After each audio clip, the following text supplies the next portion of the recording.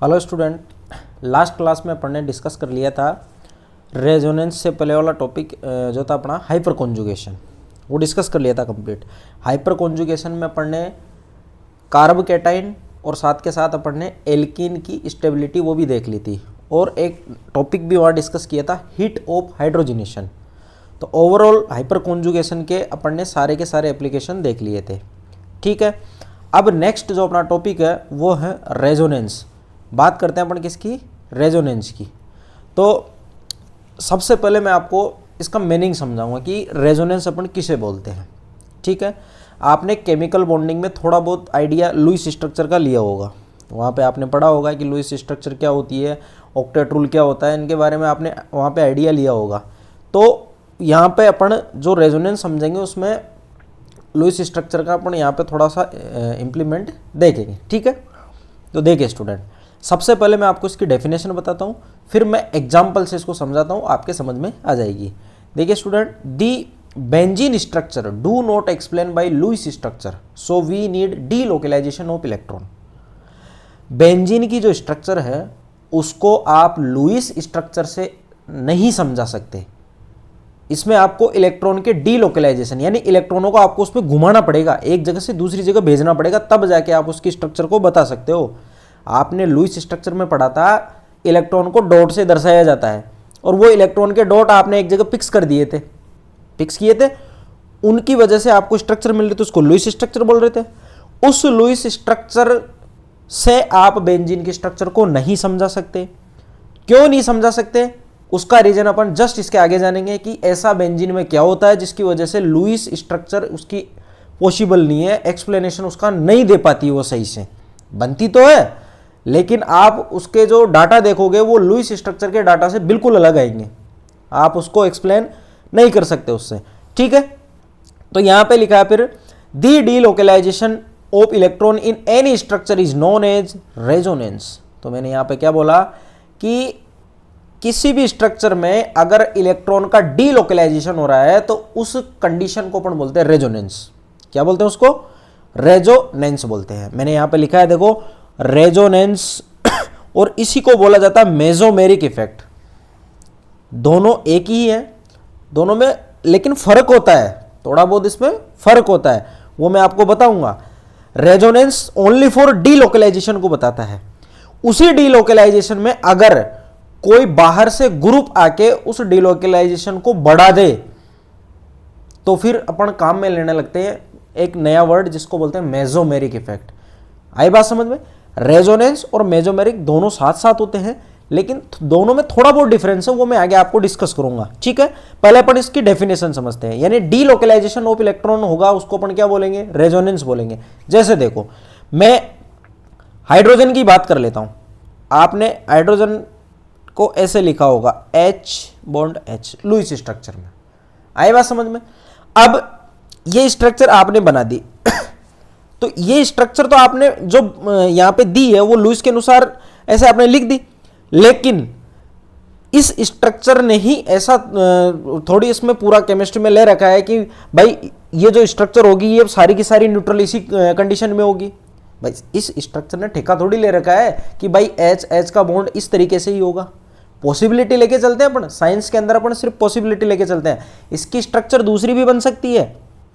कैसी, आप ये जो बॉन्ड बनाए हो ना, आप इस बॉन्ड में से इलेक्ट्रॉन एक तो इस वाले को दे दो और इसके ऊपर प्लस आ जाएगा। जैसे मैं इसको मार्क कर देता हूं A और B, तो A पे आपने प्लस कर दिया, B पे आपने माइनस कर दिया। ऐसी भी तो पॉसिबल हो सकती है ना स्ट्रक्चर, जरूरी थोड़ी ना कि ऐसी होगी। दूसरी स्ट्रक्चर में बना सकता हूं क्या, HA के ऊपर माइनस दे दो, HB के ऊपर प्लस दे दो। तीसरी स्ट्रक्चर भी मैं बना सकता हूं क्या, एक एक इलेक्ट्रॉन दोनों को दे दो। तो इसकी 4 स्ट्रक्चर बन गई। H2 की कितनी बन गई, 4, फर्स्ट, सेकंड, थर्ड और ये फोर्थ। कितनी बनी, 4 स्ट्रक्चर। यानी H2 को आप अगर लुईस के अकॉर्डिंग चलते हैं तो इससे समझाते, लेकिन बनी कितनी, इस एक के अलावा 3 और बन गई, तो टोटल इसकी स्ट्रक्चर हो गई 4। तो इस H2 को समझाने के लिए आपको कितनी स्ट्रक्चर की जरूरत पड़ेगी, 4 की। और आप देखो इलेक्ट्रॉनों का डी लोकेलाइजेशन हो रहा है, आप देखना इलेक्ट्रॉनों का डी लोकेलाइजेशन हो रहा है। पहले पॉजिटिव किस पे था, ए पे, अब किस पे आ गया, बी पे। पहले नेगेटिव किस पे था, बी पे, अब किस पे आ गया, ए पे। तो डीलोकेलाइजेशन हुआ है। तो इसी डीलोकेलाइजेशन को अपन बोलते हैं रेजोनेंस। क्या बोलते हैं इसको, रेजोनेंस। तो ये जो सारी की सारी है ना, ये स्ट्रक्चर बनी है, इनको बोला जाता है रेजोनेटिंग स्ट्रक्चर। इनको क्या बोलते हैं, रेजोनेटिंग स्ट्रक्चर। सॉरी। तो रेजोनेंस का मैं आपको सिंपली वे में अगर मैं समझाऊं रेजोनेंस के बारे में, तो सीधी सी बात है इसकी कि delocalisation of electron in any structure is known as resonance. सीधी सी बात है, कोई सी भी स्ट्रक्चर में इलेक्ट्रॉन का डीलोकेलाइजेशन कर दो वो रेजोनेंस कहलाएगा। आई बात समझ में। मैंने एक एग्जांपल ले लिया है H2 का। कहीं पढ़ाते हैं, कहीं ऐसे बोलते भी है कि H2 के मायने से अगर आप किसी से पूछोगे ना तो H2 के बारे में कि H2 में रेजोनेंस होता है, तो वो साफ मना कर देंगे, नहीं होता, इसमें पाई बॉन्ड ही नहीं है। अरे ठेका थोड़ी ले रखा पाई बॉन्ड ने रेजोनेंस के लिए। रेजोनेंस किसी भी तरीके से हो सकता है, उसमें सिर्फ इलेक्ट्रॉनों का डीलोकेलाइजेशन होना चाहिए, उसी को आप रेजोनेंस बोलोगे। जरूर थोड़ी पाई बॉन्ड के साथ ही डीलोकेलाइजेशन होता है, वो तो एक अपन जनरली मान लेते हैं बेंजीन को रेफरेंस लेके कि उसमें पाई बॉन्ड होते हैं इसलिए बोल देते हैं। लेकिन इलेक्ट्रॉन का डीलोकेलाइजेशन किसी भी मैनर में हो सकता है, चाहे सिग्मा बॉन्ड हो चाहे पाई बॉन्ड हो। आई बात समझ में। तो आपको अगर कोई पूछे कि H2 में रेजोनेंस होता है, हाँ बोलोगे होता है, दुनिया का ऐसा कोई मॉलिक्यूल ही नहीं बना जिसमें रेजोनेंस नहीं होता। अरे भाई उसकी एक स्ट्रक्चर यही थोड़ी पॉसिबल है। अपन केमिस्ट्री के अंदर अपन जितनी भी चीजें पढ़ते हैं उसमें सारी की सारी चीजें अपन पॉसिबिलिटी लेके पढ़ते हैं। आप देखोगे एटॉमिक जो स्ट्रक्चर है उसके अंदर जब आप पढ़ते हो तो वहां पे आप ऑर्बिटल और नोड के बारे में पढ़ते हो। ऑर्बिटल किसे बोलते हो आप, कि ऑर्बिटल एक ऐसी जगह है, ऐसा स्पेस है किसी भी न्यूक्लियस या किसी भी एटम के अंदर का ऐसा स्पेस है जहां इलेक्ट्रॉन की पाई जाने की प्रोबेबिलिटी सबसे ज्यादा होती है, उसको आप ऑर्बिटल बोलते हो। तो पॉसिबिलिटी बोल रहे हो ना वहां पे। नोड किसे बोलते हो, ऐसी जगह किसी भी एटम में ऐसी जगह जहां पे इलेक्ट्रॉन की पाई जाने की पॉसिबिलिटी न के बराबर हो, यानी शून्य की ओर हो, वहां पॉसिबिलिटी बिल्कुल कम है। तो पूरी की पूरी पॉसिबिलिटी, ऐसा नहीं कि बिल्कुल नहीं होगा, नहीं, पॉसिबिलिटी कम है, पॉसिबिलिटी लेके चलते हैं। आई बात समझ में, वहां पॉसिबिलिटी लेके चलते हैं। तो यहां पे भी यही ये चीज है, यही स्ट्रक्चर पॉसिबल नहीं है। इसकी स्ट्रक्चर ये वाली भी हो सकती है, ये वाली भी हो सकती है, ये वाली भी हो सकती है। तो इन स्ट्रक्चर की वजह से ही अपन इस H2 मॉलिक्यूल के बारे में समझा सकते हैं। तो इसी कॉन्सेप्ट को क्या बोला जाता है, रेजोनेंस। और ये सारी की सारी क्या है, रेजोनेटिंग स्ट्रक्चर। अब बात करते हैं अपन बेंजीन की। ये ऑर्गेनिक पढ़ रहे हैं ना, तो बिना बेंजीन के तो अधूरी है। तो ऑर्गेनिक केमिस्ट्री की अपन बात करें तो उसमें अपन बेंजीन जरूर पढ़ेंगे। तो देखो मैं यहाँ पे कुछ चीज लिख रहा हूं अकॉर्डिंग टू वीबीटी। वीबीटी के अनुसार अगर देखें तो कार्बन और कार्बन की जो बॉन्ड लेंथ होती है, सिंगल सिग्मा बॉन्ड की बात कर रहा हूं मैं, वो होती है 154 पिकोमीटर। और कार्बन डबल बॉन्ड कार्बन यानी पाई बॉन्ड की जो बॉन्ड लेंथ होती है, ये तो सिग्मा वाली है, या मैं लिख देता हूं इसके नीचे bond length sigma, bond length pi, वो होती है 134 पिकोमीटर। ये बात बोलती है कौन, वीबीटी। वीबीटी बोलती है भाई इस बेंजीन रिंग के अंदर अगर आप कार्बन कार्बन का बॉन्ड देखो, जैसे ये वाला बॉन्ड है, मैं इसको रेड से मार्क कर रहा हूं, जैसे ये वाला बॉन्ड है, ये कार्बन कार्बन का ये बॉन्ड है, इसकी तो वो बोलता है कि 154 पिकोमीटर है, और इस वाले की बोलता है वो 134 पिकोमीटर है। लेकिन एक्सपेरिमेंटली देखा गया है तो ऐसा नहीं मिला। एक्सपेरिमेंटली देखा गया तो वीबीटी के अनुसार ये जो डाटा थे ये एग्जैक्ट नहीं मिले। तो मिला क्या, मैं लिख देता हूं according to resonance.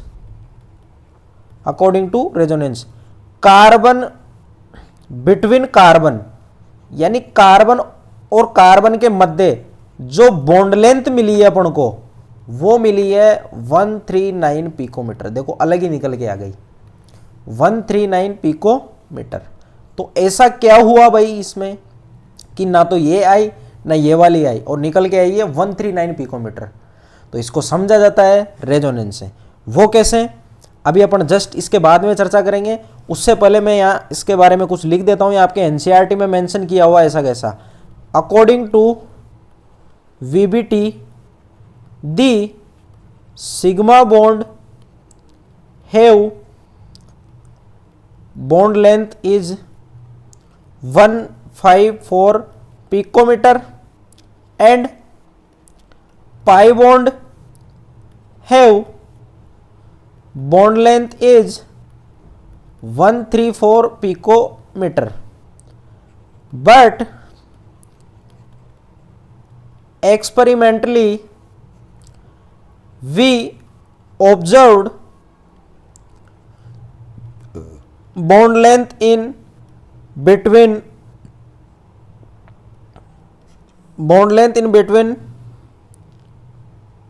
carbon and carbon atom is 139 picometer, that is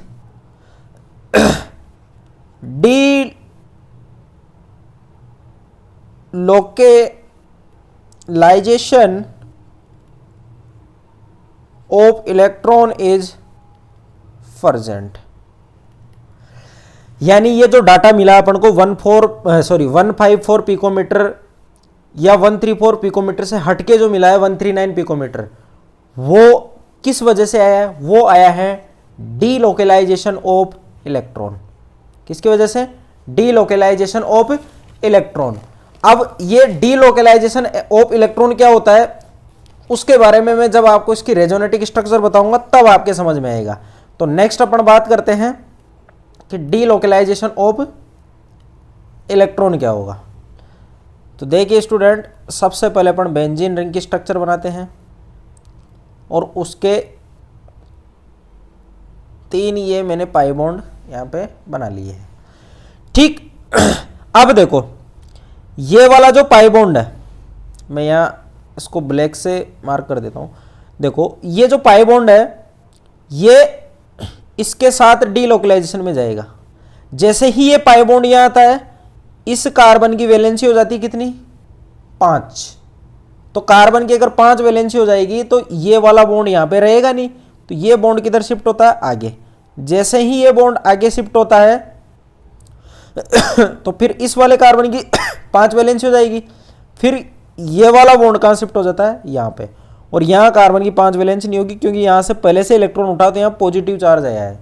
तो ओवरऑल आप देख सकते हो कि सारे के सारे पाई बॉन्ड है वो अल्टरनेटिव घूम रहे हैं। तो अगर वो अल्टरनेटिव घूम रहे हैं तो इसकी स्ट्रक्चर क्या होगी वो देखिए आप। इसकी स्ट्रक्चर कुछ इस तरीके से होगी। देखो जो पाई बॉन्ड थे वो सारे के सारे शिफ्ट हो गए, वो इधर आ गए। आप इसमें देख सकते हो सारे के सारे वो शिफ्ट हो गए। और ये जो ये सिंबल लिखा है ना मैंने, ये रेजोनेंस का सिंबल है। किसका है? Resonance symbol. रेजोनेंस को अपन इसी सिंबल से दर्शाते हैं। दोनों एरो, एक साइड इधर और एक साइड इधर, यानी दोनों साइड अपन को एरो दिखाना है। ठीक है, अब ये जो स्ट्रक्चर आई है, अब देखिए मैं यहां आपको इसको अलग उससे पेन से मार्क कर देता हूं। देखिए स्टूडेंट, ये जो बॉन्ड है, ये जो मैं ग्रीन से मार्क कर रहा हूं, ये बॉन्ड अभी तो ये क्या है? पाई बॉन्ड है। क्या है ये? Pi bond plus sigma bond. और यहां पे इसी बॉन्ड को अभी देखोगे आप तो आपको एट ए टाइम ये क्या नजर आएगा? Only sigma bond. Sorry, only sigma bond. तो देखिए स्टूडेंट, वीबीटी उसके अनुसार उसकी जगह सही थी, वो सही थी। उसने ये जो डाटा दिए उसमें रेजोनेंस को कहीं इंक्लूड नहीं किया उसने।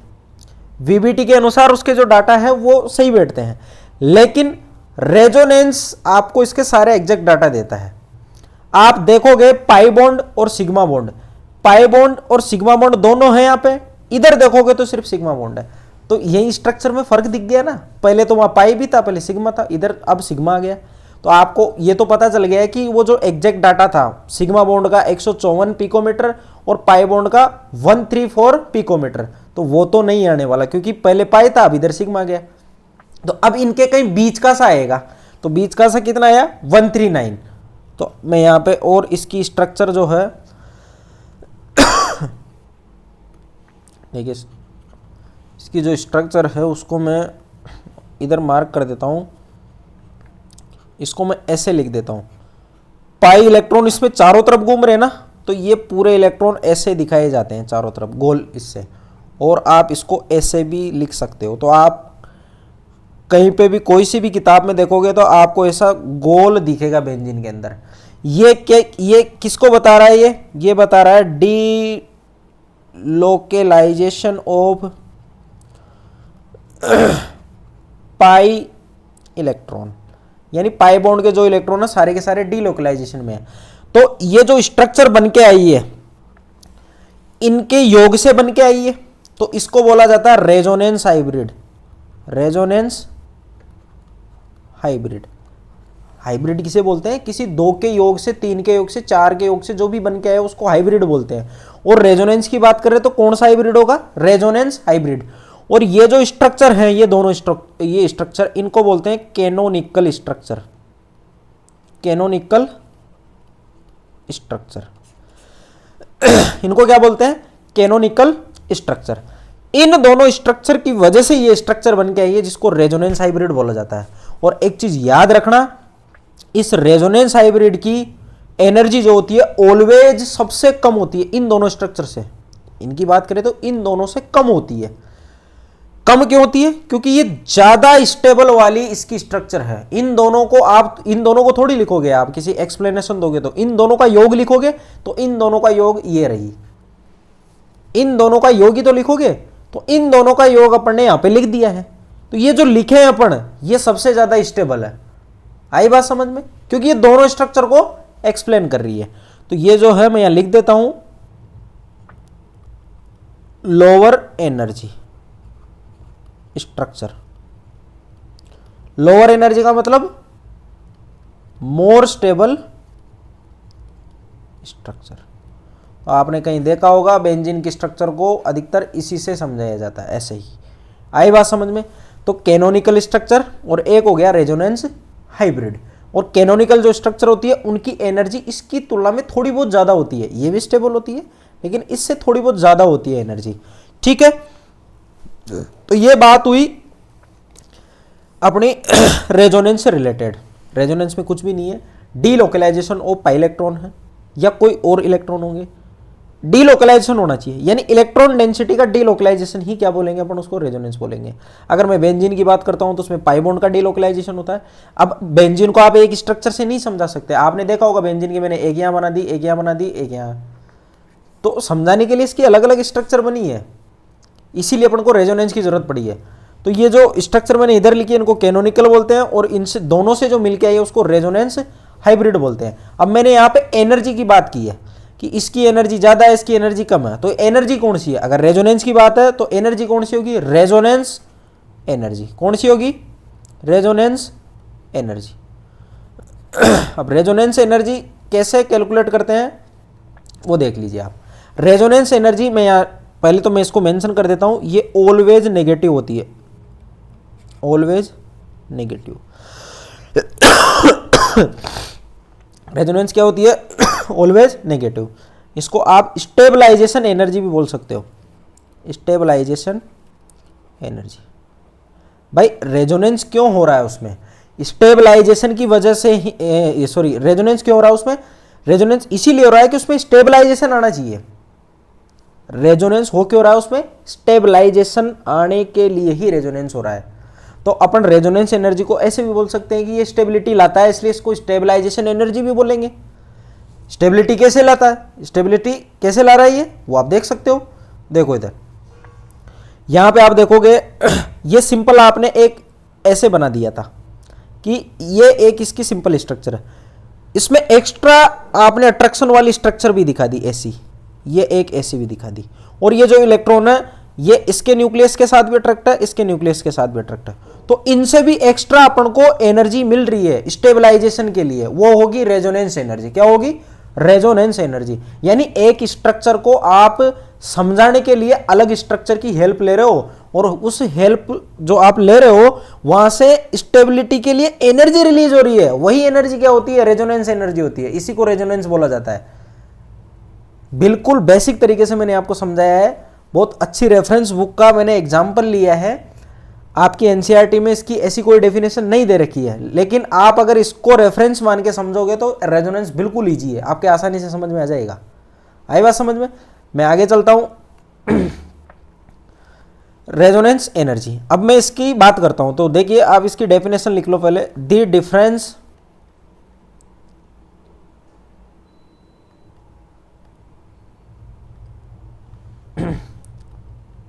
The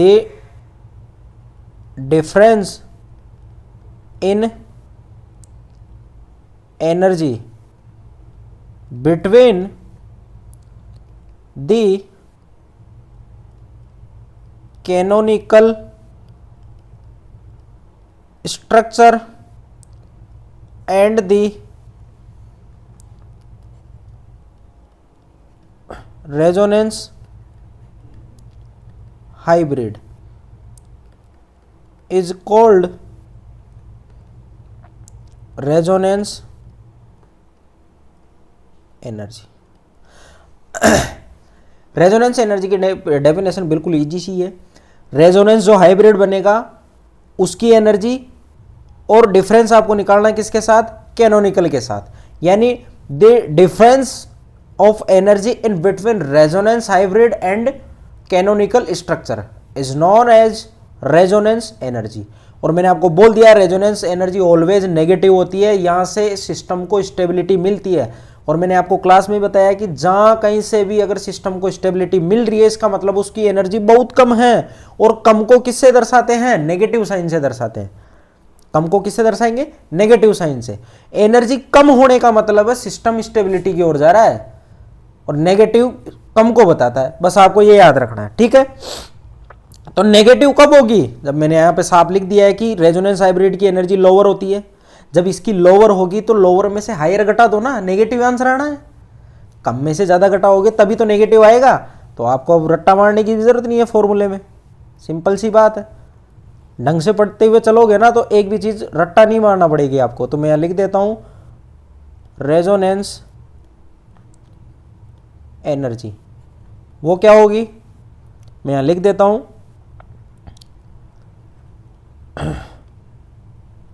resonance energy of resonance hybrid minus resonance energy of canonical structure. Simple सी बात है, यानी एनर्जी किसकी, रेजोनेंस हाइब्रिड की, माइनस एनर्जी किसकी, कैनोनिकल स्ट्रक्चर की। इससे आपकी क्या निकल के आ जाएगी, रेजोनेंस एनर्जी। तो बेंजीन में अगर देखें अपन तो रेजोनेंस एनर्जी क्या होगी, energy of this structure minus energy of this structure, this and this. इसकी माइनस कर देनी है इनमें से। तो रेजोनेंस एनर्जी आपकी हमेशा किस में आएगी, नेगेटिव में आएगी। और नेगेटिव किसको बताता है, इट इंडिकेट स्टेबिलिटी। किसको बताता है, ये स्टेबिलिटी को बताता है। तो रेजोनेंस के बारे में आपने थोड़ा बहुत आइडिया लिया है कि ये एक्चुअल में होता क्या है, आपको पता चल गया बेसिक फंडामेंटल क्या है इसका, और रेजोनेंस एनर्जी को कैसे रिलेट करते हैं, ठीक है। अब यहां पे अपने बात चल रही है किसकी, डीलोकलाइजेशन की। मैंने बार बार बोला है delocalization of electron, delocalization of electron. तो इलेक्ट्रॉनों को आपको एक जगह से दूसरी जगह भेजना है, तो आपको पता है डीलोकलाइजेशन ऑफ इलेक्ट्रॉन। आपको पता है कि इलेक्ट्रॉन डेंसिटी कहां से कहां मूव करती है, हाई टू लो। तो मैं लिख देता हूं हाई इलेक्ट्रॉन डेंसिटी से किधर की तरफ जाएगी, लो इलेक्ट्रॉन डेंसिटी। ये चीज आप याद रखना, हाई इलेक्ट्रॉन डेंसिटी से किधर जाएगी, लो इलेक्ट्रॉन डेंसिटी की ओर, हमेशा इधर से इधर की ओर जाएगी। ये सही है, इधर से इधर कर दिए तो ये गलत है, ऐसा नहीं होगा कभी भी। हाई से लो, हाई क्या क्या होते हैं, जिनके पास इलेक्ट्रॉन हो। इलेक्ट्रॉन डेंसिटी क्या होती है, जिनके पास इलेक्ट्रॉन हो। तो यहां पे देखो नेगेटिव चार्ज हो सकता है, लोन पेयर हो सकते हैं, मल्टीपल बॉन्ड हो सकते हैं। इधर लो इलेक्ट्रॉन डेंसिटी में क्या होगा, इधर या तो पॉजिटिव चार्ज होगा या फिर वैकेंट ऑर्बिटल होंगे, वैकेंट ऑर्बिटल। वैकेंट ऑर्बिटल या तो p होंगे या d होंगे, कोई सा भी हो सकता है। आई बात समझ में। तो इलेक्ट्रॉन डेंसिटी हमेशा इधर से इधर जाएगी। और एक और चीज, इन दोनों में से, मैं यहां अलग पेन से मार्क कर देता हूं इनको, ये दोनों हैं, इनकी इलेक्ट्रॉन डेंसिटी बहुत ज्यादा होती है। ये वेरी हाई वाले केस है, वेरी हाई। ये सिर्फ हाई वाले केस है, हाई। आई बात समझ में। तो अगर आपके पास कहीं ऐसा कॉम्बिनेशन मिल जाए लोन पेयर पाई बॉन्ड के साथ या नेगेटिव चार्ज पाई बॉन्ड के साथ, तो नेगेटिव से पाई बॉन्ड की तरफ ही जाना है आपको। आई बात समझ में। बस थोड़ा सा इसको ध्यान से अपने माइंड में बिठा लेना कि नेगेटिव चार्ज और डबल बॉन्ड जो है वो ऑब्वियसली मैं बोल रहा हूं कि हाई इलेक्ट्रॉन डेंसिटी है, लेकिन हाई में भी एक वेरी हाई है, एक कम है। तो जो वेरी हाई है वो कम वाले की तरफ ही जाएगा हमेशा। मैं कुछ एग्जांपल यहां पे आपको बता देता हूं कि इलेक्ट्रॉन डेंसिटी कैसे आपको भेजनी है। देखो इधर सबसे पहले मैं बात करता हूं O- CH double bond CH2। देखो ये नेगेटिव चार्ज है, यहां पे मैंने लिख दिया वेरी हाई। पाई बॉन्ड है, ये हाई है, तो वेरी हाई तो हाई से ज्यादा है। जब ज्यादा है तो दिमाग नहीं लगना, डेंसिटी किधर भेजनी है, ये लो इधर, इधर गई डेंसिटी। जैसे ही ये डेंसिटी यहां पे आएगी तो यहां पे देखो कार्बन की 5 वैलेंसी होगी, 5 वैलेंसी होगी तो कार्बन का ये वाला बॉन्ड खुल जाता है। आई बात समझ में। और रेजोनेंस के लिए मैंने बोला था ये सिंबल काम में लेते हैं। तो यहां पे देखो O double bond CH2 minus, ये स्ट्रक्चर बन गई इसकी। तो इसकी दो स्ट्रक्चर होंगी, ये और ये।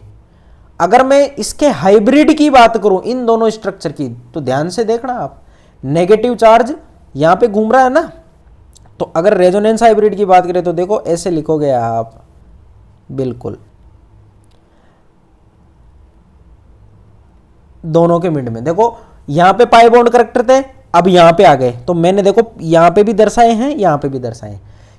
ये डॉट डॉट से इसलिए दर्शाया मैंने, कभी पाई बॉन्ड कार्बन कार्बन के मिड में है, कभी पाई बॉन्ड ऑक्सीजन कार्बन के मिड में है, तो मैंने यहां पे पार्शियली दिखाया है। पार्शियली डबल बॉन्ड बोलते हैं इसको, क्या बोलते हैं, पार्शियली डबल बॉन्ड। और ये नेगेटिव चार्ज इन दोनों के मिड में घूम रहा है। यहां पे ये नेगेटिव चार्ज है ओवरऑल, तो ये 2 एटम पे घूम रहा है ना, तो इधर -1/2 ऐसे लिख सकते हो आप, या आप माइनस के इसको डेल्टा से लिख दो, इधर भी माइनस डेल्टा, इधर माइनस, तो दोनों जगह पे घूमेगा वो पाई बॉन्ड। अब बात करते हैं अपन इसके नेक्स्ट एग्जाम्पल की। तो इसका जो नेक्स्ट एग्जाम्पल होगा वो है CH2 positive CH double bond CH2, ऐसा ले लेता हूं। और हाँ, एक और चीज यहां मेंशन कर लेना, ये जो दोनों स्ट्रक्चर हैं ये कैनोनिकल, और ये जो मैंने इधर बनाया है इसको बोलते हैं रेजोनेंस हाइब्रिड। या आप इसको ऐसे भी लिख सकते हो, माइनस आप इसको हाफ कर लेना, माइनस हाफ, क्योंकि कार्बन और ऑक्सीजन दोनों पे एक एक बार इलेक्ट्रॉन की डेंसिटी जा रही है, एक बार माइनस इस पे, एक बार माइनस इस पे है। तो अपन ओवरऑल दोनों पे, अगर दोनों पे डिवाइड करें तो माइनस हाफ डिवाइड हो जाएगा, क्योंकि 2 के ऊपर ही जा रही है डेंसिटी। तो आप इसको ऐसे भी लिख सकते हो। आई बात समझ में। अब नेक्स्ट एग्जांपल मैंने पॉजिटिव चार्ज के साथ लिया है। यह है लो इलेक्ट्रॉन डेंसिटी, यह है हाई इलेक्ट्रॉन डेंसिटी। तो किधर जानी है, इधर। तो सीधी सी बात है, आप लिख सकते हो CH2 double bond CH2 positive. यहाँ पॉजिटिव आएगा क्योंकि इलेक्ट्रॉन डेंसिटी यहाँ से उठ के इधर गई है, तो इस कार्बन की वैलेंसी खाली हो गई, वैलेंसी खाली हो जाती है तो पॉजिटिव चार्ज आता है। आई बात समझ में। तो आप यहाँ पे देख सकते हो, तो ये इसकी स्ट्रक्चर हो गई। सेम ऐसे ही इसका रेजोनेंस हाइब्रिड बन जाएगा। क्या बन जाएगा, आप ऐसे लिख सकते हो, पाई बॉन्ड दोनों के मिड में है, इसके मिड में भी है, इधर प्लस के 1/2, इधर भी प्लस के 1/2, क्योंकि प्लस चार्ज 2 एटम पे बट रहा है ना। एक पॉजिटिव चार्ज को अगर 2 एटम पे बांटोगे तो हाफ हाफ हो जाएगा दोनों का। तो ये इसकी रेजोनेंस हाइब्रिड वाली स्ट्रक्चर है, और ये दोनों क्या है, कैनोनिकल है। अब नेक्स्ट अगर मैं एग्जांपल की बात करूं तो जैसे नाइट्रोजन वाला मॉलिक्यूल है CH double bond CH2, nitrogen के ऊपर लोन पेयर है, ये lone pair high electron density है, हाई इलेक्ट्रॉन डेंसिटी, और ये क्या है, इसके सामने तो लोअर इलेक्ट्रॉन डेंसिटी। ये हाई की कैटेगरी में लिखा है मैंने, लेकिन with respect to lone pair ये क्या है, लोअर इलेक्ट्रॉन डेंसिटी। तो ये इधर शिफ्ट, ये इधर शिफ्ट, तो स्ट्रक्चर क्या बनेगी, NH2 double bond CH CH2 minus, और यहाँ पे आ जाएगा प्लस। आई बात समझ में? तो ये कुछ रेजोनेटिक स्ट्रक्चर है, हाई इलेक्ट्रॉन डेंसिटी से लोअर इलेक्ट्रॉन डेंसिटी की ओर कैसे शिफ्ट होती है वो मैंने आपको यहाँ पे बता दिया है। अब कुछ केसेस और हैं जो इसके सारे रूल्स पढ़ने के बाद अपन 1 by 1 carb cation, carb A9, या फिर बात करेंगे एसिड और बेस करैक्टर, वहाँ पे भी देखेंगे, ठीक है ना। बाकी सारा इनका और अच्छे से पढ़ना अपन को। ये तो मैंने आपको एक छोटा सा फॉर्मेट बताया है कि इलेक्ट्रॉन डेंसिटी को कहाँ से कहाँ भेजना, हाई से लो की ओर भेजना है, ठीक है। अब नेक्स्ट मैं बात करता हूं rules of resonating structure, rules of resonating structure. तो मैं यहां 1 by 1 रूल लिख देता हूं। देखो, सबसे पहले आपको रूल ध्यान रखना है क्या, resonating structure have same position of nuclei and the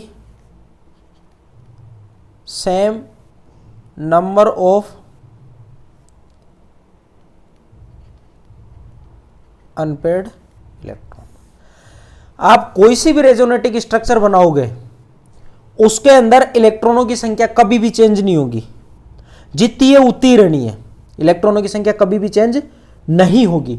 और दूसरी बात, न्यूक्लियाई की पोजीशन भी कभी चेंज नहीं होगी। अगर न्यूक्लियाई की पोजीशन चेंज हो गई तो वो रेजोनेंस नहीं है, वो कोई और चीज है, वो अदर मॉलिक्यूल बन गया। अगर आपने न्यूक्लियाई या किसी एटम की पोजीशन ही चेंज कर दी तो वो कंपाउंड थोड़ी बचा, वो कोई दूसरा बन गया, वो नहीं है। वो रेजोनेंस विद इन मॉलिक्यूल होता है, एक ही मॉलिक्यूल के अंदर होगा जो उसमें आपको एटम की पोजीशन चेंज नहीं करनी है। आप देख सकते हो मैंने जो रेजोनेटिक स्ट्रक्चर बताई है, देखो ऑक्सीजन मैंने यहाँ पे लिखा है ना, तो इसमें मैंने वहीं पे लिखा है, कोई अलग जगह नहीं लिखा है। आप अगर कार्बन को देखो तो कार्बन ये वाला यहीं पे है, ये वाला भी यहीं पे है, और ये वाला भी यहीं पे है, चेंज नहीं किया मैंने, तो ये चेंज नहीं होने चाहिए, ठीक है। तो फर्स्ट आपको यही ध्यान रखना है, एटम और इलेक्ट्रॉनों को आपको चेंज नहीं करना है। अगर उस मॉलिक्यूल पे एक नेगेटिव चार्ज है, उस एक ही नेगेटिव चार्ज को अगर उसमें सभी में घुमा रहे हो ना आप, तो एक ही नेगेटिव चार्ज नहीं रहना चाहिए, कोई दूसरा आप उसमें क्रिएट मत कर देना। दूसरा उसमें ऐसा नहीं होना चाहिए कि उसमें दो नेगेटिव चार्ज बना दिए अपन ने, नहीं, ऐसा नहीं होगा तो वो एक ही घूमेगा, ठीक है। उसके बाद सेकंड पॉइंट की मैं बात करूं तो देखो ये इंपॉर्टेंट पॉइंट है सारे के सारे, सेकंड वाला तो इंपॉर्टेंट है, आपको ये चीज याद रखनी है, और मैंने आपको क्लास में ही बता रखा है कि neutral resonating structure is more stable than charged structure। ये चीज आपको मैंने पहले भी क्लास में बताई है कि इस दुनिया में सारी की सारी जो चीजें हैं ना, वो अपने आप में न्यूट्रल रहना पसंद करती है। तो न्यूट्रल तो सबसे ज्यादा स्टेबल होगी, यानी चार्ज जो स्ट्रक्चर है उन सबसे ज्यादा स्टेबल कौन सी वाली होगी, यही होगी। आप देख सकते हो, बिल्कुल देख सकते हो आप, H2 की अगर आप स्ट्रक्चर को समझाने की बात करते हो तो ज़्यादा आप इसी को काम में लेते हो। क्यों काम में लेते हो भाई इसी को, इसने ठेका ले रखा है? नहीं, इसका रीज़न क्या है, स्ट्रक्चर इसकी ये भी बनेगी, स्ट्रक्चर इसकी, मैं इसको ए और बी दे देता हूँ ताकि आपको अच्छे से समझ में आ जाए। मैं इस ए पे नेगेटिव, इस बी पे पॉजिटिव भी लिख सकता हूँ, मैं एच एच ऐसे भी लिख सकता हूँ, ए और बी। तो ये वाली क्या है, ये न्यूट्रल नहीं है, ये अपन इनको चार्ज मान सकते हैं। क्या है, चार्ज। ये वाली भी चार्ज की तरह ही काम करेगी, क्योंकि एक एच एटम अगर उस पर एक इलेक्ट्रॉन पड़ा हुआ है, एक इलेक्ट्रॉन पड़ा हुआ है, तो वो बहुत ज्यादा रिएक्टिव होता है, उसको न्यूक्लियस चाहिए अट्रैक्ट होने के लिए। तो अपन इनकी अगर मैं बात करूं तो ये तो कंप्लीटली चार्ज है, ये वाली तो इनको अपन बोल सकते हैं कि ये रेडिकल वाली हाईली रिएक्टिव होती है, हाईली रिएक्टिव। तो इन स्ट्रक्चरों में से आप देखोगे तो चार्ज वाली है वो सबसे कम कंट्रीब्यूट करती है, वो लेस स्टेबल की तरफ जाती है, स्टेबल नहीं होती है। तो मैंने बोला है कि न्यूट्रल वाली ज्यादा स्टेबल होती है चार्ज वाली से, क्योंकि न्यूट्रल के ऊपर कोई चार्ज नहीं है, वो किसी के साथ भी रिएक्ट नहीं कर पाएगी। अगर वो एनवायरनमेंट में एग्जिस्ट कर रही है तो किसी अदर पार्टिकल के साथ वो स्ट्रक्चर उसके साथ रिएक्शन में या उसके साथ रिएक्टिविटी में पार्टिसिपेट नहीं करेगी। लेकिन ये चार्ज वाली है, ये अनस्टेबल होती है, ये फटाफट से रिएक्ट कर जाती है, इसलिए इनका योगदान इन स्ट्रक्चरों में कम होता है। ये अनस्टेबल होती है, चार्ज है, ज्यादा स्टेबल जो न्यूट्रल होती है या उनके ऊपर चार्ज नहीं होता वो स्टेबल होती है। बस आपको ये याद रखनी है, ठीक है ना। न्यूट्रल ज्यादा किसकी तुलना में, चार्ज की तुलना में। अब मैं बात करता हूं थर्ड पॉइंट की। तो थर्ड पॉइंट में देखो, if number of pi bond is more than resonating structure is more stable। जिस रेजोनेटिक स्ट्रक्चर में पाई बॉन्ड ज्यादा होंगे वहां पे पाई बॉन्ड ज्यादा घूमेगा, ज्यादा घूमेगा तो ज्यादा इलेक्ट्रॉन न्यूक्लियस के साथ अट्रैक्शन फील करेगा, यानी जितना ज्यादा डीलोकलाइजेशन उतने ज्यादा इलेक्ट्रॉन के न्यूक्लियस के साथ अट्रैक्शन बढ़ेंगे, और जितना ज्यादा अट्रैक्शन बढ़ेगा उतनी ही ज्यादा सिस्टम में स्टेबिलिटी आएगी। तो जितने ज्यादा पाई बॉन्ड होंगे उतनी ज्यादा उसकी स्टेबिलिटी होगी। तो फोर्थ पॉइंट, ये अपन एग्जांपल से मैं सारा सब कुछ समझाऊंगा तुम्हें। फोर्थ पॉइंट है negative charge stable on more EN atom and positive charge is stable on less EN atom। Positive charge किस पे ज्यादा स्टेबल होगा, जिसकी इलेक्ट्रॉन नेगेटिविटी कम होगी। नेगेटिव चार्ज किस पे ज्यादा स्टेबल होगा, जिसकी इलेक्ट्रॉन नेगेटिविटी ज्यादा होगी। भाई ये तो कॉमन सेंस ही बात है ना। अपन ने केमिकल बॉन्डिंग में क्या पढ़ा, आपने पढ़ा केमिकल बॉन्डिंग में कि इलेक्ट्रॉन नेगेटिविटी क्या होती है, इलेक्ट्रॉनों को अट्रैक्ट करने की टेंडेंसी, यही होती है इलेक्ट्रॉन नेगेटिविटी। तो जिसकी मोर EN है, जिसकी इलेक्ट्रॉन नेगेटिविटी ज्यादा है, वो नेगेटिव चार्ज को होल्ड करना चाहेगी, खुद ही रखेगी। और पॉजिटिव चार्ज जिसकी इलेक्ट्रॉन नेगेटिविटी कम होगी, ऑब्वियस सी बात है। तो ये अपन आगे एग्जाम्पल में समझेंगे, वहां पे मैं बताऊंगा कि ये वाला कॉन्सेप्ट काम कर रहा है।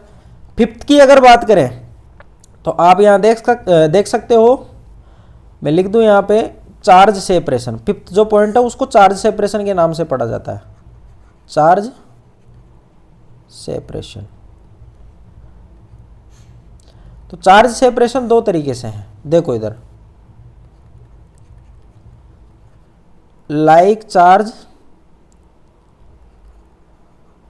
प्रेजेंट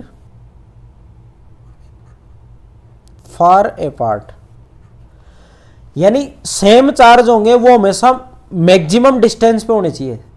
अगर सेम चार्ज पास पास आ गए तो वो वाली स्ट्रक्चर स्टेबल नहीं होगी, कम स्टेबल होगी। ठीक है, वो कैसे, देखो इधर मैं आपको इजीली एक एग्जांपल से समझा देता हूँ। जैसे नेगेटिव चार्ज यहाँ पे ऑपोजिट कॉर्नर पे है और यही नेगेटिव चार्ज यहाँ पे भी हो सकते हैं, स्ट्रक्चर वही है, ये नेगेटिव चार्ज यहाँ पे भी हो सकते हैं। तो यहाँ पे पास में है तो यहाँ रिपल्सन है, रिपल्सन है तो ये इस स्ट्रक्चर को डीस्टेबलाइज करेगा। नेगेटिव चार्ज है यहाँ पे, नेगेटिव चार्ज, ये इसको डीस्टेबलाइज करेगा। तो ज़्यादा स्टेबल कौन सी है इसकी तुलना में, ये वाली। आई बात समझ में, ये चीज़ आपको याद रखनी है। और मैं यहाँ लिख देता हूँ opposite charge present at nearby, और ये नियर बाई प्रेजेंट होने चाहिए। कैसे? जैसे इन स्ट्रक्चर में देखता हूं मैं, ये नेगेटिव यहाँ, ये पॉजिटिव यहाँ, और अगर मैं यहाँ पे देखूं स्ट्रक्चर ऐसी बनाओ, ये पॉजिटिव ये नेगेटिव, तो आप देखोगे इनके मिड में ये फोर्स ऑफ अट्रैक्शन है। क्या है? Force of attraction.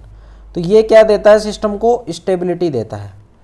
जब फोर्स ऑफ अट्रैक्शन स्टेबिलिटी यहाँ दे रहा है, यहाँ पे भी होगा लेकिन बहुत कम होगा, यहाँ ज़्यादा है, तो स्टेबिलिटी किसकी ज़्यादा होगी? इसकी ज़्यादा होगी।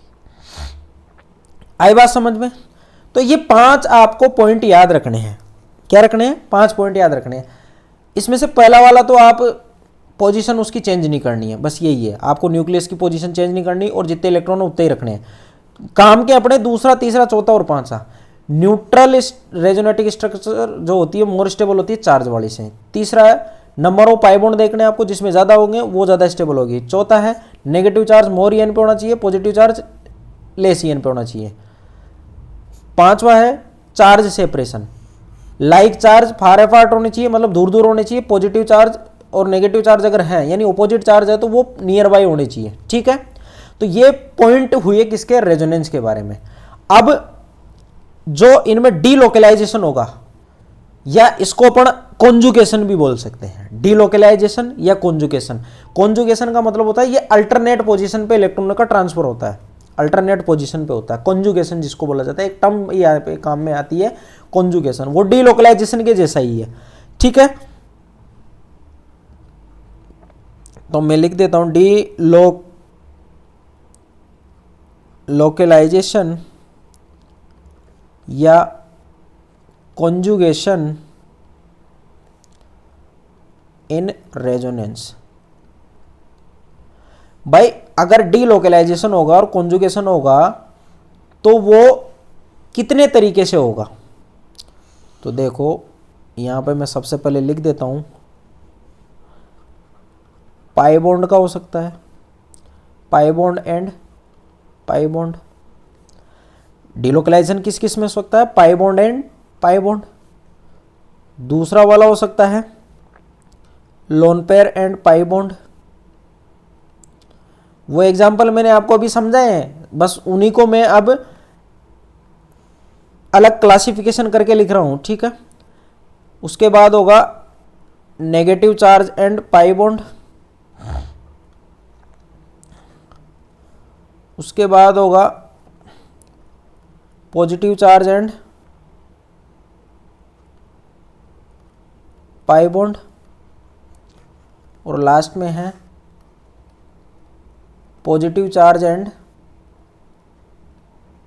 Vacant P and D orbital. Sorry, positive charge नहीं होगा यहाँ पे, lone pair and vacant P and D orbital. Positive तो कैसे घूमेगा, दोनों के दोनों लोअर इलेक्ट्रॉन डेंसिटी है, पॉसिबल ही नहीं हो। तो अब मैं इनका एग्जांपल आपको बता देता हूँ। पाई bond and pi bond simple सा है, ये एक सिस्टम लिया मैंने, ये दो मैंने पाई बॉन्ड बनाए। तो देखो पाई बॉन्ड यहाँ पे शिफ्ट होगा, ये इधर वाला आगे इस एटम पे चला जाएगा। तो देखो इधर इस कार्बन पे, इस वाले पे इलेक्ट्रॉनों की कमी हो गई, इस वाले पे इलेक्ट्रॉनों की कमी हो गई। अगर इस पे इलेक्ट्रॉनों की कमी है तो इस कमी को अपन किससे दर्शाएंगे? पॉजिटिव साइन से। और यहाँ पे इलेक्ट्रॉनों की एक्सिस हो गई तो यहाँ नेगेटिव साइन आ जाएगा। आई बात समझ में? तो ये इसमें पाई बॉन्ड से पाई बॉन्ड कॉन्जुगेशन हुआ है। आप इसमें इलेक्ट्रॉनों की संख्या देख लो, यहाँ 2 पाई इलेक्ट्रॉन इसके थे, 2 पाई इलेक्ट्रॉन इसके थे। टोटल कॉन्जुगेशन में कितने जा रहे हैं? 4 पाई इलेक्ट्रॉन। तो देखो 2 पाई इलेक्ट्रॉन यहाँ पे हैं और 2 पाई इलेक्ट्रॉन यहाँ पे हैं। इस नेगेटिव जो चार्ज है इसमें 2 इलेक्ट्रॉन है। तो पहले भी अपने पास 4 ही थे, अभी भी कितने? 4 ही है। तो पहला वाला रूल फॉलो हो रहा है। अगर मैं इन दोनों में स्टेबिलिटी की बात करूं तो पहली वाली ज़्यादा स्टेबल होगी बजाय दूसरी के, क्योंकि पहली वाली न्यूट्रल है, दूसरी वाली चार्ज है। ठीक है, वो अपन एग्जाम्पल से और अच्छे से समझेंगे। पहले मैं इनके आपको एग्जाम्पल बता देता हूँ। Loan pair and pi bond बिल्कुल देख सकते हो आप, CH डबल बॉन्ड CH2, अभी मैंने इससे पहले भी समझाया था। ये इलेक्ट्रॉन डेंसिटी यहाँ शिफ्ट होती है और ये इधर। तो अगर आप इसमें देखोगे तो ये NH2 डबल बॉन्ड CH, और यहाँ पे है CH 2, इस पे पॉजिटिव चार्ज आएगा और यहाँ पे नेगेटिव चार्ज, ठीक है, इस पे पॉजिटिव और इस पे नेगेटिव चार्ज। तो अगर मैं स्टेबिलिटी की बात करूँ तो अभी भी ये वाली है, ये से लेस स्टेबल होगी, ये लेस होगी। लेस क्यों होगी वो मैंने आपको रीजन बता रखा है। फिर मैं negative charge and pi bond की देखता हूँ तो O negative CH double bond CH2। अगर ऐसे मॉलिक्यूल दिख जाए तो I से लो की तरफ चलना है आपको, टेंट सारा वही का वही रहेगा इसमें, है ना, O double bond CH CH2 minus. अब पॉजिटिव चार्ज और पाई बॉन्ड वाला केस बन जाए, बिल्कुल अपन ने देखा था अभी, CH डबल बॉन्ड CH2 ये बन सकता है, ये पाई बॉन्ड इधर घूमेगा और ये स्ट्रक्चर बन के आएगी CH double bond CH CH2 positive, ये वाला। लोन पेयर और vacant P and D orbital का अगर मैं केस की बात करूं तो आप देख सकते हो CH2 पॉजिटिव OH, ये जो कार्बन है ये sp2 हाइब्रिडाइज रहता है, इसका जो हाइब्रिडाइजेशन होता है sp2 होता है, इसमें रहता है ये जो पॉजिटिव चार्ज है ना, ये p ऑर्बिटल एक इसमें वैकेंट रख देता है p ऑर्बिटल। तो ये जो लोन पेयर है ये हाई इलेक्ट्रॉन डेंसिटी है, वैकेंट p ऑर्बिटल है, ये इधर कूद जाता है और आप देख सकते हो इसकी जो स्ट्रक्चर बन के आती है डबल बॉन्ड OH पॉजिटिव, ये बन के आती है। आई बात समझ में? तो ये मैंने सारे के जितने आपके पूरी केमिस्ट्री के अंतर्गत जो सारे आएंगे सारे के सारे मैंने यहाँ पे मेंशन कर दिए हैं। इनके अलावा कोई मॉलिक्यूल नहीं होता ऐसा जिनमें और अदर तरीके से पाया जाएगा, सारे अलग मैंने क्लासीफाई कर दिए हैं कि इसी तरीके के डीलोकलाइजेशन होंगे। आई बात समझ में? तो आपको इनको अच्छे से आपके माइंड में बिठा लेना है, ठीक है। फिर एक रेडिकल कॉन्जुगेशन होता है, उसको भी आप देख लो। रेडिकल कॉन्जुगेशन बिल्कुल सिंपल सा है, कुछ भी नहीं है इसमें। CH2 अगर ये रेडिकल है CH डबल बॉन्ड CH2, तो रेडिकल के लिए मैंने आपको बोला कि इसके लिए फिश हुक एरो काम में लेते हैं। तो ये इलेक्ट्रॉन डेंसिटी इधर आएगी, ये वाली इधर आएगी और ये एक इलेक्ट्रॉन इस पे चढ़ जाएगा वापस। तो ये एक इलेक्ट्रॉन इसका, एक इलेक्ट्रॉन इसका, यहाँ पे पाई बॉन्ड फॉर्मेशन कर लेंगे क्योंकि पाई बॉन्ड में 2 इलेक्ट्रॉन चाहिए तो वो बन गया और ये CH2 ये रेडिकल इधर आ गया।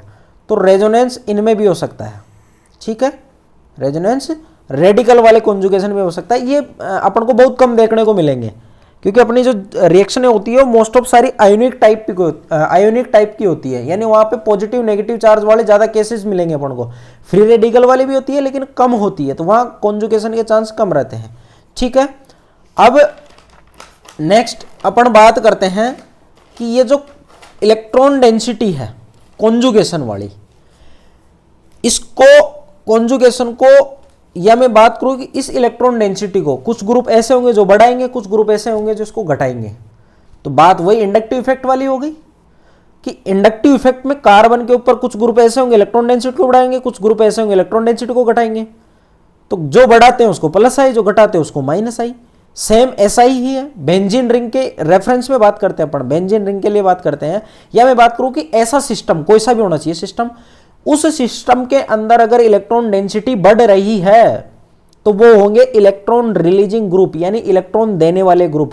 उनको बोला जाएगा प्लस आर ग्रुप या प्लस एम ग्रुप। जैसे वहां बोल रहे थे ना -I प्लस आई, इंडक्टिव में I, रेजोनेंस में R, या मेजोमेरिक, इसको मेजोमेरिक भी बोलते हैं तो M भी बोलेंगे। तो ऐसे ग्रुप जो सिस्टम के अंदर इलेक्ट्रॉन डेंसिटी को बढ़ाएंगे उनको क्या बोलेंगे अपन? Plus R, electron releasing group. जो सिस्टम में इलेक्ट्रॉन डेंसिटी को घटाएंगे उनको क्या बोलेंगे अपन? इलेक्ट्रॉन विदड्रॉइंग ग्रुप, या अपन बोलेंगे उनको -M और -R। तो मैं यहाँ पे लिख देता हूँ। नेक्स्ट पेज पे अपन बात करते हैं type of resonance. Type of resonance, इसको ढंग से समझ लेना, बहुत ज़्यादा इंपॉर्टेंट है ये, बहुत ज़्यादा। आपके 12th क्लास में बेंजीन की कई रिएक्शनें हैं, किस रूप में? फिनोल के रूप में, इसमें क्या बोलते हैं, एनिलीन के रूप में, एनिसोल के रूप में, या फिर डाइएजोनियम साल्ट, या मैं बात करूं बेंजल्डिहाइड, या मैं बात करूं बेंजोइक एसिड। इन सब की रिएक्शनें आपके 12th क्लास में हैं, 4-5 चैप्टर में हैं। तो उसका बेसिक यही है। अगर ये समझ में आ गया तो वो चैप्टर आपकी जेब में अभी से वो आ जाएंगे आपके समझ में, आपको इधर उधर भटकने की जरूरत नहीं है। तो मैं यहाँ बता देता हूँ आपको टाइप ऑफ रेजोनेंस। आपकी एनसीईआरटी में मैं आपको पहले ही बता दे रहा हूँ, इतना सब कुछ नहीं दिया हुआ, उसमें थ्योरी में सारी चीज़ें लिख रखी है उसने। आई बात समझ में? और इतना उसने समझा नहीं रखा, उसने एक बेंजीन को लेकर उसने इलेक्ट्रॉनों को इधर उधर घुमाया है और 2-3 एग्जाम्पल उसने एरोमेटिसिटी के दिए हैं। अपन को लेकिन थोड़ा ढंग से पढ़ना है, अपन को 12th को साथ में लेके पढ़ना है, थोड़ा ज़्यादा पढ़ना है लेकिन 12th को साथ में लेके पढ़ना है। और नीट के पर्पज से, जेई के पर्पज से आपका बेसिक फंडामेंटल भी इससे तैयार हो जाएगा। ठीक है, तो मैं यहाँ लिख देता हूँ कि +R और +M ग्रुप, या मैं इसको बोल सकता हूँ +R और +M इफेक्ट। जैसे वहाँ बोल रहे थे ना +I effect -I effect, same ऐसे ही -M इफेक्ट। अब यहाँ पे मैं इसकी डेफिनेशन की बात करूँ, ध्यान से सुनना, अगर मैं रेजोनेंस की डेफिनेशन की बात करूँ +R और +M के सेंस में, तो देखिए दी group which is increases electron density in any system। Any system का मतलब होता है ऑर्गेनिक कंपाउंड की बात चल रही है अपना, मतलब कंपाउंड कोई सा भी हो सकता है। सिस्टम का मतलब कंपाउंड कोई सा भी हो सकता है, अगर उसमें इलेक्ट्रॉन डेंसिटी को बढ़ाया जा रहा है तो वो सारे के सारे क्या कहलाएंगे, +R या +M इज कॉल्ड +R और +M ग्रुप। इसी को बोलेंगे इलेक्ट्रॉन रिलीजिंग ग्रुप, इन्हीं को क्या बोलेंगे, ERG। जैसे वहां +I को बोल रहे थे ना इलेक्ट्रॉन रिलीजिंग ग्रुप, यहां पे भी हो जाएगा इलेक्ट्रॉन रिलीजिंग ग्रुप हो जाएगा। ऐसे ही the group which is decreases electron density in any system is called -R और -M ग्रुप, या इनको बोलेंगे इलेक्ट्रॉन विदड्रॉइंग ग्रुप, इलेक्ट्रॉन को खींचने वाले ग्रुप। तो इलेक्ट्रॉन देने वाले ग्रुप, इलेक्ट्रॉन कौन देगा, जिसके पास पहले से इलेक्ट्रॉन होंगे, और पहले से इलेक्ट्रॉन का मतलब क्या होता है, जो लोन पेयर रखता हो। भाई इलेक्ट्रॉन कौन देगा, जिसके ऊपर इलेक्ट्रॉन होंगे, तो इलेक्ट्रॉन 2 ही रखेंगे, या तो लोन पेयर होगा या नेगेटिव चार्ज होगा। अधिकतर इलेक्ट्रॉन कौन देंगे, जिनके ऊपर या तो लोन पेयर होंगे या नेगेटिव चार्ज होगा। सारे के सारे ग्रुप यहाँ आ जाएंगे। तो लोन पेयर वाले कौन से, OH अगर किसी भी सिस्टम में जुड़ा है, लेकिन वहाँ कॉन्जुगेशन होना चाहिए, याद रखना। OH अगर किसी सिस्टम पे OH जुड़ा हुआ है सिर्फ ऐसे ही, और वो किसी के साथ डीलोकलाइजेशन में, कॉन्जुगेशन में नहीं जा रहा है, तब आप उसकी बात नहीं करोगे। अल्टरनेट पोजीशन पे डबल बॉन्ड होना जरूरी है, यानी मैं यहाँ लिख देता हूँ कॉन्जुगेशन मस्ट,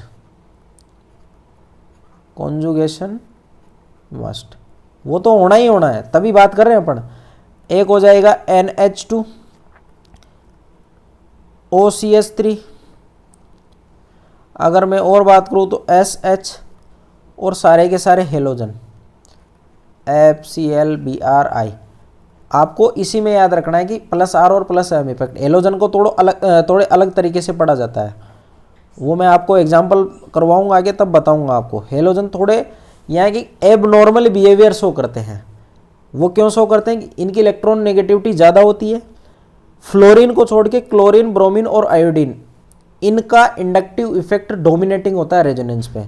मैं आगे चल के आपको बताऊंगा कि किसी भी सिस्टम में अगर रेजोनेंस पहले हो रहा है तो आप रेजोनेंस के अकॉर्डिंग रिजल्ट निकालोगे। अगर उसमें रेजोनेंस नहीं है तो फिर आप हाइपर कॉन्जुगेशन पे जाओगे, हाइपर कॉन्जुगेशन भी नहीं है तो फिर आप जाओगे इंडक्टिव इफेक्ट पे। यानी आपको ओवरऑल अगर किसी सिस्टम में तीनों इफेक्ट नजर आ रहे हैं तो तीनों इफेक्ट में सबसे पहले आपको रेजोनेंस को रखना है, दूसरे वाले पे रखना है आपको किसको, हाइपर कॉन्जुगेशन को, और थर्ड पे रखना है आपको इंडक्टिव को। और फिर मैं आपको ये भी बताऊंगा कि रेजोनेंस को सबसे ज़्यादा प्रायोरिटी पे क्यों रखते हैं और इंडक्टिव को सबसे कम क्यों रखते हैं, सब बताऊंगा मैं आपको, आपके कंफ्यूजन नहीं रखूंगा कोई भी। Nr2 positive, sorry lone pair, और इधर हो जाएगा फिर नाइट्रोजन पे lone pair C double bond O R ऐसे जुड़ा है, O C double bond O R ester जुड़ा हुआ है, लेकिन लोन पेयर की साइड से जुड़ा रहना चाहिए ताकि ये इधर को डोनेट कर सके ऐसे। ठीक है, एग्जाम्पल से और अपन बेहतर समझ लेंगे। नेगेटिव साइन वाले तो इसमें O minus NH minus CH2 minus, ये सारे के सारे हो गए। ये तो खत्म हुए कौन से, प्लस R वाले। इसमें आपको कुछ नहीं करना, डबल बॉन्ड O अगर बेंजीन रिंग के या किसी सिस्टम में जुड़ा हुआ है, डबल बॉन्ड O यानी कार्बोनाइल अगर किसी भी सिस्टम के साथ जुड़ा हुआ है तो वो सारे के सारे, मैं देखो यहां लिख देता हूं, सिस्टम में अगर आपको ये दिख रहा है ऐसा स्केलेटन सिस्टम में ऐसा जुड़ा हुआ है, और इधर कोई से भी ग्रुप हो सकते हैं, कोई से भी, अगर आपको सिस्टम में डायरेक्ट ऐसा ग्रुप नजर आ रहा है तो सारे के सारे क्या होंगे, माइनस R। तो मैं यहाँ पे लिख देता हूं, जैसे C double bond OH aldehyde, C double bond OR ketone, C double bond OH acid, C double bond OR, ये क्या हो गया, एस्टर हो गया। C डबल बॉन्ड O, इधर मैं ले लेता हूँ OC डबल बॉन्ड OR क्या बोलते हैं इसको, एनहाइड्राइड हो गया। इधर NH2 अमाइड हो गया, इधर C डबल बॉन्ड OCl ये हो गया एसिड एलाइड। इधर मैं बात करूँ C ट्रिपल बॉन्ड N की, ये थोड़ा हट के आया है ना, इसकी इलेक्ट्रोनेगेटिविटी बहुत ज़्यादा होती है, ये सिस्टम से इलेक्ट्रॉन ही खींचता है। ट्रिपल बॉन्ड है ना, ट्रिपल बॉन्ड में बहुत ज़्यादा इलेक्ट्रोनेगेटिविटी बढ़ जाती है, ये इलेक्ट्रोनेगेटिविटी फ्लोरीन के आसपास चली जाती है इसकी, इसलिए ये क्या करता है, इलेक्ट्रॉन को खींच लेता है उधर से। और मैं बात करूं अगर नाइट्रोजन वाले की तो NO2 इसमें आएगा। ठीक है, तो ये कुछ ग्रुप हैं जिनको आपको याद रखना है कि ये सारे के सारे जो C डबल बॉन्ड O वाले हैं, सारे के सारे C double bond O direct उससे अटैच होना चाहिए, ये सारे के सारे क्या है, माइनस R या माइनस M इफेक्ट वाले हैं। आई बात समझ में। अब नॉर्मली यहां पे एक और टर्म में आपको बीच बीच में क्या है कि वो थोड़ा डिस्टर्ब करेगी, तो मैं यहाँ पे लिख देता हूँ, एक नोट लगा के लिख देता हूँ मैं, है ना। ये तो आपको याद हो ही गए होंगे, बिल्कुल सिंपल से, प्लस R और plus M effect, minus R और माइनस M इफेक्ट। बस आपको क्लासीफाई करना है कि कौन सा इस कैटेगरी में आएगा, कौन सा इस कैटेगरी में आएगा, बस इतना सा समझना आपको। मैं यहाँ लिख देता हूँ, एक तो होगा नॉर्मल कॉन्जुगेशन, एक होगा क्रॉस कॉन्जुगेशन। तो नॉर्मल और क्रॉस कॉन्जुगेशन की अगर मैं बात करूं तो इसकी ज्यादा स्टेबिलिटी रहती है। स्टेबिलिटी वो कैसे रहती है वो जरा देखिए आप। नॉर्मल कॉन्जुगेशन का मतलब होता है लगातार कॉन्जुगेशन होना चाहिए इसमें, ऐसे डायरेक्ट कॉन्जुगेशन। इसको एक्सटेंडेड कॉन्जुगेशन भी बोलते हैं, एक्सटेंडेड कॉन्जुगेशन या नॉर्मल कॉन्जुगेशन। दूसरा क्रॉस वाला, क्रॉस का मतलब ये हो गया, क्रॉस का मतलब देखो इधर दोनों में 2 पाई बॉन्ड और पॉजिटिव चार्ज है, इसमें भी 2 पाई बॉन्ड और पॉजिटिव चार्ज है, लेकिन ये वाली जो स्ट्रक्चर है देखो, अब इलेक्ट्रॉन इसके भी जा सकते हैं इधर, इसके भी जा सकते हैं, तो इस वाले इलेक्ट्रॉन इस वाले इलेक्ट्रॉनों की वजह से कंफ्यूजन में आ जाता है कि पहले कौन से जाए। यानी इस पाई बॉन्ड को दोनों साइड से इलेक्ट्रॉन डेंसिटी आएगी ना, तो एक साथ 2 इलेक्ट्रॉन डेंसिटी अगर आ रही है तो वो आपस में एक दूसरे को रिपेल करेगी, तो ऑब्वियस बात है सिस्टम को स्टेबिलिटी कम मिलेगी। रिपेल कर रही है ना, स्टेबिलिटी नहीं मिलेगी उसको। लेकिन इस वाले केस में आप देखो, इस वाले केस में आप देख सकते हो, इस वाले केस में ऐसा कुछ भी नहीं है, ये पाई इलेक्ट्रॉन डेंसिटी इधर गई, ये वाली इधर आई, लेकिन इसमें ये भी जा रही है और साथ के साथ ये भी जा रही है। यानी इस पॉजिटिव चार्ज को दोनों साइड से एक साथ 2 इलेक्ट्रॉन डेंसिटी आएगी तो वो सिस्टम को एकदम से वो उसको ऑब्जर्व नहीं कर पाएगा, उसको स्टेबिलिटी नहीं मिल पाएगी एकदम से। तो इस वजह से स्टेबल ये भी होता है, लेकिन इसकी तुलना में ये कम होता है। मैं यही समझाना चाह रहा हूं आपको, नॉर्मल कॉन्जुगेशन जो होगा वो ज्यादा स्टेबल होता है किससे, क्रॉस कॉन्जुगेशन से। आई बात समझ में। तो ये हुई अपनी बात रेजोनेंस की। अब अपन रेजोनेंस का पोर्शन पढ़ेंगे स्टेबिलिटी के ऊपर, यह मैं बात करता हूं। अब इसके एप्लीकेशन पोर्शन की बात करेंगे अपन। आई बात समझ में। तो ये एक बेसिक फंडामेंटल था रेजोनेंस का, जिसमें अपन ने सबसे पहले रेजोनेंस की डेफिनेशन जानी, डेफिनेशन के बाद अपन ने जाना कि रेजोनेंस एनर्जी क्या होती है, कैनोनिकल स्ट्रक्चर क्या होती है, रेजोनेंस हाइब्रिड क्या होता है। उसके बाद रेजोनेंस के कुछ रूल जाने। सबसे पहले अपन ने पढ़ा कि रेजोनेंस में आप एटम की पोजीशन चेंज नहीं कर सकते, इलेक्ट्रॉनों की जो संख्या होती है उसको चेंज नहीं कर सकते। दूसरा अपन ने देखा है कि न्यूट्रल ज्यादा स्टेबल होता है किसकी बजाय, चार्ज की बजाय। तीसरा अपन ने देखा क्या कि नंबर ऑफ पाई बॉन्ड अगर जिसमें ज्यादा है सिस्टम में तो वो ज्यादा स्टेबल होगा। उसके बाद अपन ने देखा कि नेगेटिव चार्ज मोर ईएन पे, पॉजिटिव चार्ज लेस ईएन पे सुटेबल है। उसके बाद अपन ने देखा चार्ज सेपरेशन, लाइक चार्ज दूर रहेंगे, सेम सेम चार्ज तो दूर ही रहेंगे ना, रिपल्सन कम से कम होना चाहिए। और जो ऑपोजिट चार्ज है वो पास पास होने चाहिए, यानी पॉजिटिव नेगेटिव का कॉम्बिनेशन में सब पास होना चाहिए ताकि आयोनिक अट्रैक्शन उसको मिलती रहे, वो स्टेबिलिटी की ओर ले जाता है। उसके बाद अपन ने क्या देखा, टाइप ऑफ रेजोनेंस। उससे पहले अपन ने देखा था डीलोकलाइजेशन या कॉन्जुगेशन इन रेजोनेंस। तो अपन ने यहाँ पे वेरियस केस देखे थे, उन सबके मैंने एग्जांपल लिखे हैं, इनको अपन आगे और एक्सटेंडेड तरीके से पढ़ेंगे। उसके बाद अपन ने देखा टाइप ऑफ रेजोनेंस। ठीक है, तो आज की क्लास में इतना ही।